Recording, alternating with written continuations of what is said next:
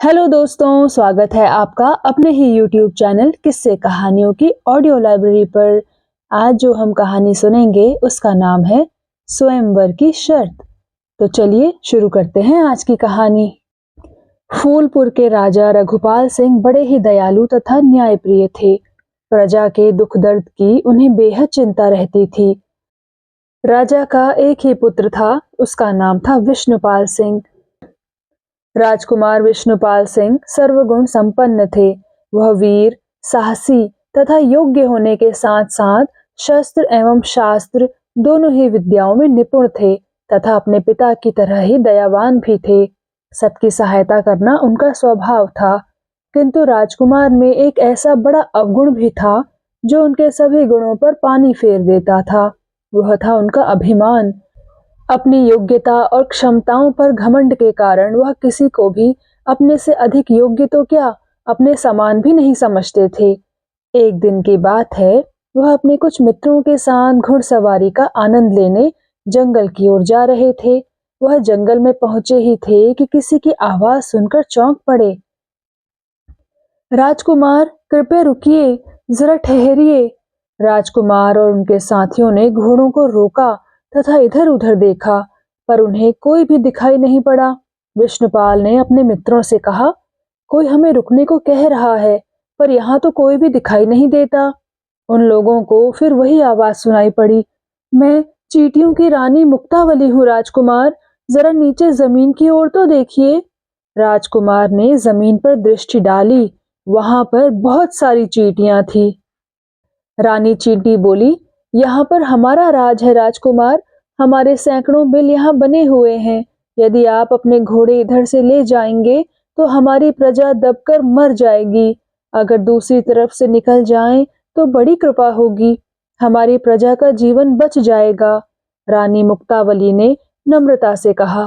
राजकुमार ने अपना घोड़ा दूसरे मार्ग की ओर मोड़ा ही था कि रानी मुक्तावली ने उन्हें धन्यवाद दिया। कहा, आपका यह उपकार हम लोग जीवन भर नहीं भूलेंगे राजकुमार। यदि कभी मेरी आवश्यकता पड़े तो आप मुझे सेवा का अवसर अवश्य दीजिएगा। रानी मुक्तावली की बात सुन राजकुमार ने एक जोरदार ठहाका लगाया। उनका घमंड बोल पड़ा, मुझे तुम्हारी जरूरत होगी? एक चींटी फूलपुर के शक्तिशाली राजकुमार की क्या सहायता करेगी? और वह हंसते हुए अपने साथियों के साथ आगे बढ़ गए। चींटियों की रानी भी हंस पड़ी, बोली, कितना अभिमान है राजकुमार को, पर हैं दयालु, कभी समय पड़ा तो मैं इनकी मदद अवश्य करूंगी। विष्णुपाल सिंह विवाह योग्य थे। उनके विवाह के लिए बहुत से प्रस्ताव आ चुके थे, किंतु राजकुमार ने सभी को ठुकरा दिया था। वास्तव में वह पड़ोसी राज्य नंदीपुर की राजकुमारी मणिमाला से प्रेम करते थे। कुछ समय पहले राजकुमारी अपने पिता राजा चंद्रभानु के साथ फूलपुर आई थी।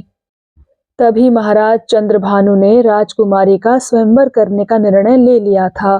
विष्णुपाल को पूरा विश्वास था कि उन्हें भी स्वयंवर में आमंत्रित किया जाएगा तथा राजकुमारी उन्हीं को पति के रूप में चुनेंगी। वह आमंत्रण की प्रतीक्षा में ही थे। आखिर वह शुभ दिन आ ही गया जब नंदीपुर के दूत ने राजकुमार को मणिमाला के स्वयंवर में आने के लिए राजा चंद्रभानु का निमंत्रण दिया और कहा, स्वयंवर में एक अनोखी प्रतियोगिता का आयोजन किया जाएगा। जो उसमें सफलता प्राप्त करेगा उसी से राजकुमारी का विवाह होगा।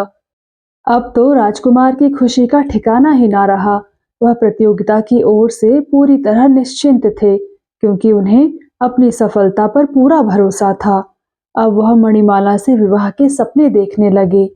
नंदीपुर के राजभवन के एक विशाल कक्ष में स्वयंवर का भव्य आयोजन किया गया था।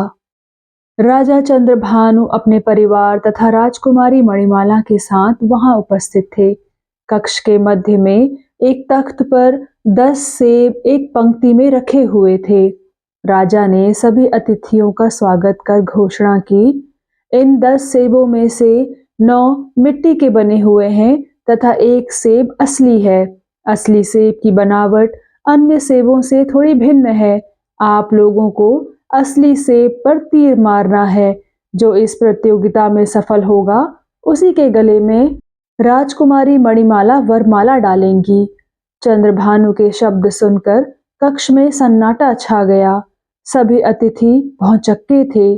सभी सेब एक जैसे दिख रहे थे। उनमें जरा सा भी अंतर नजर नहीं आ रहा था।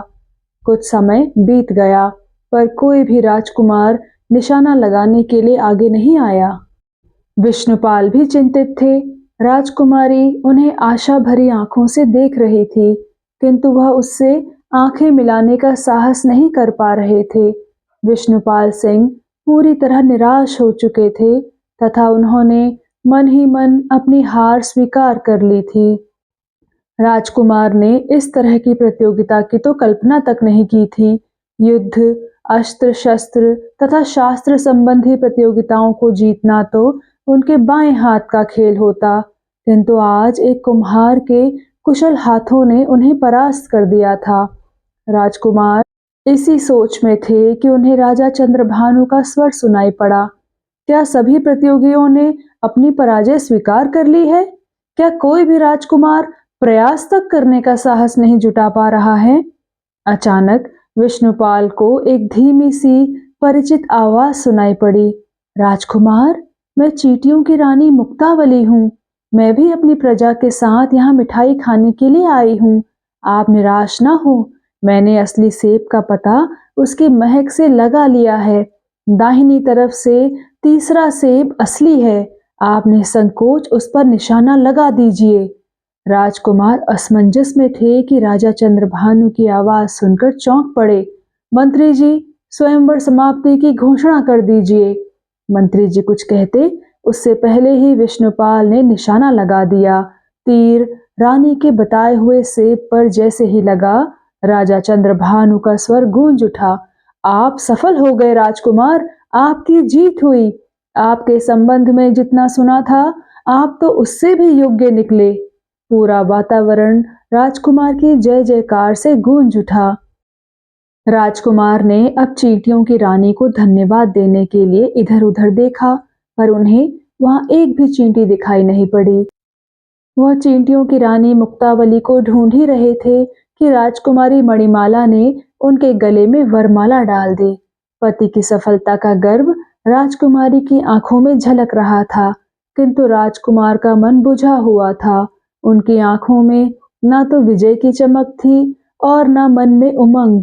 आज वह जीत कर भी हार गए थे, तथा वे लज्जित भी थे कि जिस अभिमान के नशे में चूर उन्होंने चींटियों की रानी मुक्तावली का उपहास उड़ाया था, आज उन्हीं रानी मुक्तावली ने उन्हें उनके लक्ष्य तक पहुंचने में सहायता की। तो दोस्तों, कैसी लगी आपको ये कहानी और आपने इस कहानी से क्या सीखा? कृपया कमेंट सेक्शन में आकर जरूर बताइएगा। मैं मिलूंगी आपसे ऐसे ही किसी और कहानी के साथ। तब तक के लिए धन्यवाद।